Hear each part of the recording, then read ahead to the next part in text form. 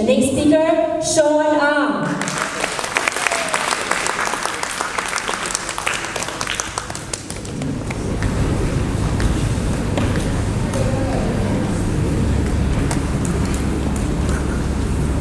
It's incredible the impact that one person can have on another person's life.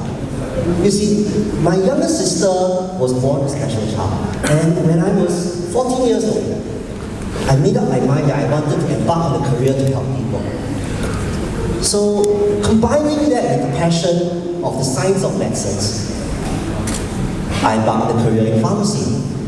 So went to school, I came out, my license, and when we did work in the community, it was incredible. We had patients who came by with common cold. We had a lady who came in and was gasping for air because she had an asthma attack. And then we had a case where I had to wheel a patient home after a late night shift. And while caring for him at his place, he suffered 2 epileptic attacks. And we nursed him through the entire process until 5 a.m. It was incredible, it was very fulfilling, it was challenging, and things were very, very exciting, not just on an individual level, but for the company as well. But me being me, I've always asked myself this question: what can I do to help more people?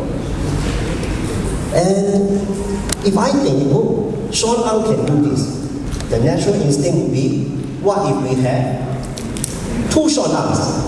You can clone yourself. But life doesn't always work that way. And I thought, what is the best way that I can reach out to more people? And that took me to a career in training, because the first thing that came to my mind was, if somebody could take something from me and use that quality to impact not just his loved ones, not just his patients, but a lot of other people, can you imagine the reach that we would have for other people? So that's why I embarked on a career in training, and very, very quickly, we went from first class to the second class to the third class, and right now we've organized our programs in more than 50 organizations in Singapore. We went from speaking to crowds of 6 people, to 30 people, to 100 people, to 1,000 over people. And while it was so incredibly satisfying on the outside, and people were seeing the success, what they were missing was what's happening inside my mind. There was a turmoil, there was a search for purpose, for meaning, and understanding my place in society. So there was one night I was conducting a program at SGH, the General Hospital in Pharmaceutics. The class ended at about 10 o'clock, and as I was walking back to the MRT, out of nowhere, the rain just came crashing down. I ran all the way to the bus stop, sat down, and I took a deep breath, and I closed my eyes. I just told myself, something's missing. And I said, oh, it's just that feeling of emptiness, it's that feeling of just lost. And you're just sick and tired of everything, and the more you think about it, you get sick and tired of being sick and tired. And they say, enough. Now, the 3 choices I made at that point in time was going to have a very big impact on my life. Because those 3 choices took me from a potentially challenging mental crisis to one that brought me so much fulfillment, so much meaning, so much love. And those are the 3 questions and 3 choices that I think everybody here should make. Whether you are someone who's already fighting for a worthy cause, or someone who's just mentally a bit stuck and thinking of, what am I going to do? What's my meaning? What's my purpose? And if you can ask yourself these 3 questions, you find a life of happiness, lots of health, and definitely more wealth. You ready for it? Yeah? Okay, let's go. So the first question I ask myself is this: where can I find more fulfillment? You see, part of my work involves going to schools and we teach little kids on how to be mini professionals. So we teach them how to do injections, we teach them how to do blood sugar tests, and at the end of it, we organize an exhibition where all their friends, their teachers, their principal, everyone will come down and they will perform all these tasks in front of them. Sometimes when I see the kids performing their tasks with so much pride, it's like it's a lot of mini clothes, and it just brings that kind of happiness. There was this afternoon where this 15-year-old girl, she just ran up to me and then, is this why you do what you do? What are you talking about? No, I help people measure their blood sugar, I just feel very happy. You're so happy for what? You never pay me any money also, I'm so happy for what? I just very happy, don't know how to say. And from there, she was just bouncing back to her station, and she just carried on serving all the other people, all the other patients who came to her. I paused for a minute, and I thought to myself, what did that all mean? And suddenly it just dawned on me that maybe feeling happy and feeling fulfilled, it's not so much about receiving all the thank you notes from patients. It's not so much about receiving all the compliment letters. It's not so much about receiving gifts from the customers. But being fulfilled involves giving a part of yourself to a cause that's much larger. And it involves sometimes as simple as making someone's day. To stretch out, to reach out to someone, to guide someone, to help somebody. And maybe being happy and being fulfilled involves living a life of meaning through giving. And then I thought, okay, maybe this is it. Now, in life, there are many ways that you can give. Sometimes you can give through time, sometimes it involves a bit of money, and sometimes it's through a hobby or a skill set. And for me, with my passion in speaking, I found my tribe in Toastmasters Prison Volunteers.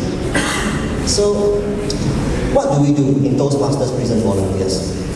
When I first signed up, I actually found out that this club has been going on since 2005, which means that they're celebrating their 13th year conducting these programs. We currently have 21 volunteers, and the main work that we do when we go down to volunteer at the prisons is in conducting speechcraft sessions. Now, this is not your once a year kind of speechcraft. We do this 3 to 4 times a year. And till now, we've conducted up to 50 speechcraft programs. Each program is about 8 weeks. And the areas that we focus on, other than public speaking and communication, actually comes from character building, interview skills, and these are things that will help the inmates cope with life in prison, as well as when they step out and they reintegrate to society. And so I remember the very first day, and I signed up. What happens is there's a 3 to 4 month background check. After that, you have to go through a course. After you go through the course, you have 6 months of internship, and after the internship, then you get your license to practice as a full volunteer, a full-fledged volunteer. When I received the first email, it was from the coordinator, Michael. There's Mr. Sean Ang. Congratulations and welcome to Toastmasters Prison Volunteers. Just to let you know, we meet at 9 o'clock on Saturday mornings at Changi Prison. I was like, okay. And I went on Google Maps, I quickly just went to see the location. And then I saw the road surrounding it. Upper Changi Road East. I said, wow, Changi not East enough, but still Changi East. And after that, I just paused for a minute and I thought, where do I stay? Jurong West. As if Jurong not West enough, still Jurong West.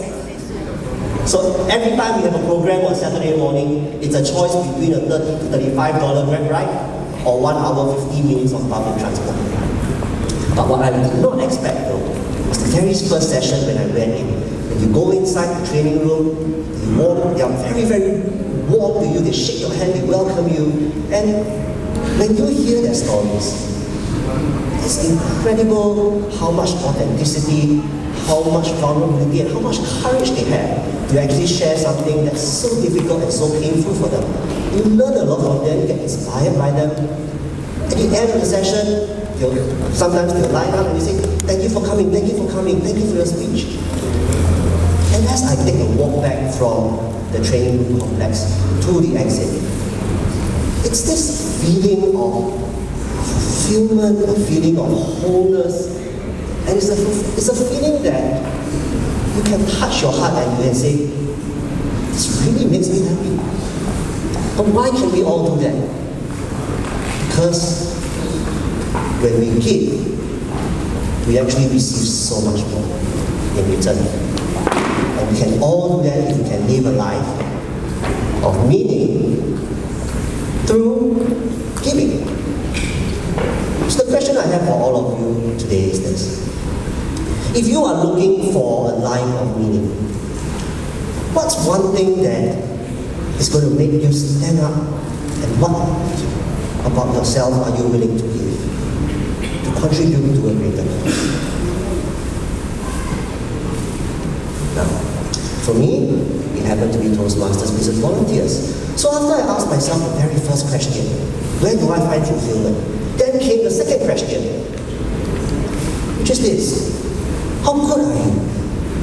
Am I good enough to go and give an evaluation? Am I good enough to go in and speak to the prisoners? What if I say something wrong? What if I say something that hurts them? This is not your typical group of Toastmasters. And as I was thinking about that, I was transported back all the way to when I was 13 years old. First day in secondary school, I was very excited. I walked into the school, and one of the first things that we had to do is to find a CCA. At my time, CCA is compulsory now? Not so sure. And I looked down the list, and I said, okay, I'm going to choose this sport called squash. I had no idea what squash was. I didn't know what we were going to squash, but I just said, all right, I have to give it a go, or I'll never know. And when I got into the CCA, I trained like crazy just to make it to the school team. I would save my recess money, walk down to the squash courts, and hour after hour after hour after hour, I would play the same shot just to master it. And at 9 o'clock, when most people go home, I would go to the track nearby and I would run for another hour, all because I wanted to be a better player.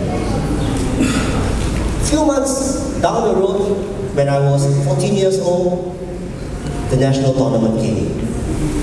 And I did relatively well in the tournament, and I did not just make it to the school team, I became captain of the national team. And why was I able to do that? I was able to do that because I just managed to cast my fears aside, embrace the challenge, and really just give it a go. So then, when I am back, thinking about, am I good enough or not? I thought, maybe I should give this prison volunteer thing a shot. And let's see how it goes. And then, I asked myself, what do I have to do? The first task I was given was to conduct a speech evaluation. And how many of you here are Toastmasters? Can you just show of hands? Very nice. Very nice. Thank you. How many of you, in your entire Toastmasters life, you have given at least one speech evaluation? Raise your hand. Excellent. So, when I joined Toastmasters Prison Volunteers, I was 2 months into the movement, and I did a grand total of 1 speech and 0 evaluations. You too? Welcome to the family. So, I then thought, okay, I gotta give it a go, I gotta give it a shot. Slowly, I watched the best speakers. I broke down what they did. I watched the best evaluators. I understood how they delivered an evaluation. And from the point of giving an evaluation, we move on to giving the opening inspirational speech during the Speechcraft sessions.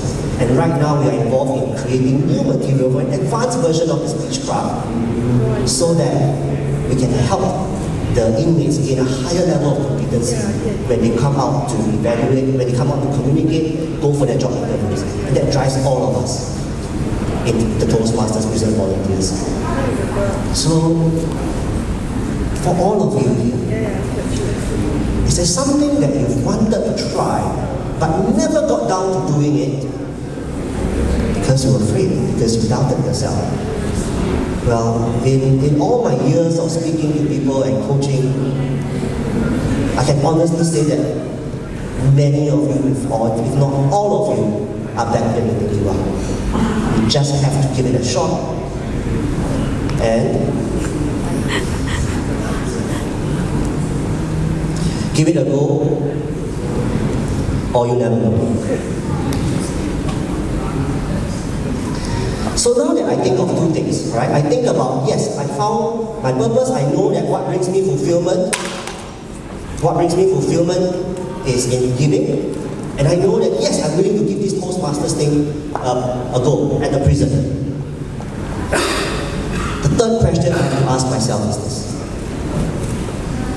What's your fuel? How many of you here are working at this point in time? Have you ever woke up one morning, you open your eyes, and you just look at the ceiling and you say, I really don't feel like going to work today? Everyone's very honest, I can see. Alright? And eventually what happens? You get out of bed. If you decide that you're not going to fall sick that day, you will drag yourself to work. And then when you get to work, everything's okay. What's your fuel? Maybe when you do that, it's your paycheck. But when I take that concept back into Toastmasters Prison Volunteers, everybody is busy with something. There's always something to do, there are always other things to do, I always have no time, and I don't get paid. So what's your fuel? The problem is this. A lot of times when people think that, I'm going to do this worthy cause, I'm going to work for something, they're being forced to do it.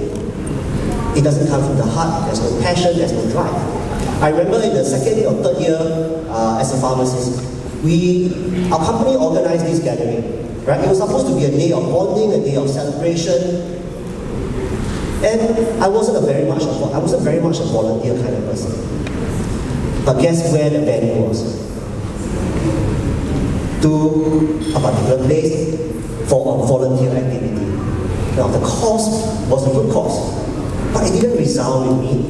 And honestly, it was very, very painful. So if you can find your cause or your passion, and like for me, I found my passion in speaking, so it became so much easier if I can ignite that passion to fuel the enthusiasm I have. And go and do what I want, go and do what I think is meaningful. So, the other plus point that we have, and the thing that I find very attractive, is an incredible structure at the Prison Volunteers. So when I talk to people about prison volunteering, they ask me a few simple questions. The first one, each program lasts 8 weeks. Do I have to volunteer for 8 straight weeks? And the answer is, no. You have your stuff to do, that's fine. We have 21 volunteers, we rotate, and we so far have been able to cope. The next question, if I volunteer once, they keep asking me to come back again and again and again. They're irritating me. Well, in all my time volunteering with the prison volunteers, no one has ever asked me why I'm there or why I'm not there. Okay, so it's really, really okay. So no. The last question that's very common, is this held non-stop? Well, not really. We only 3 to 4 times a year, which means that in between every program, there's about a 1 month break. If there is no program going on, you don't have to go to the prison on Saturday morning. Right?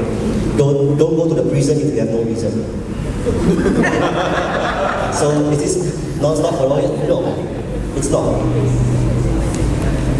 So when you get there eventually and you mingle with the group of volunteers who sacrifice their time, sacrifice their effort, to adult, your Chirking is here, Shirley is here, you feel a very warm sense of embracement, very strong passion of wanting to help, and a very strong passion to help true speaking.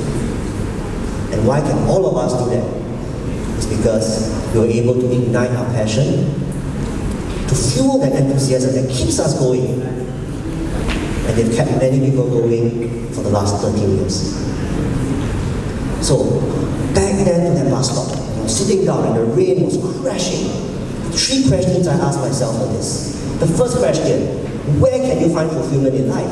And we realized that to find fulfillment doesn't always come from receiving, it comes from giving. And then what I found out was we should all consider how we can live a life of meaning through giving. The next question I ask myself, am I good enough to do this? And a lot of times you just have to try. You don't try, you don't work for it, you will never know. So that's what I learned, that I should give it a go or I will never ever know. The third question I ask, what's your fuel? What drives you? What motivates you? And what strikes so deep within you that makes you open your eyes and say, I will drag myself out of it happily for this particular cause. And you say, if you can find out what's your fuel, you will be able to ignite your passion, fuel that enthusiasm, fuel that energy, and you can make a difference. Now, ladies and gentlemen, do you remember the person who inspired me to join healthcare and start? She was my sister, exactly. My sister is 27 years old this year, and she suffers from low functioning autism. So the way she communicates with us right now is and when she says that to us, and I look into her eyes as a brother, it really just breaks my heart. So at this point in time, while there is no way that I can bring her speech back, I find it a privilege, I find it an honor to be able to, through my work and through the volunteers, to help other people find their voice, to communicate better, to express themselves better, and in that way, to build confidence for them. So, I wish all of you, from the bottom of my heart, that you will find your voice, that you'll be able to speak for change, and you will have great impact on the community, on the world, and most importantly, for yourself. If you want to join us, just contact me. Alright? See you in prison. Thank you.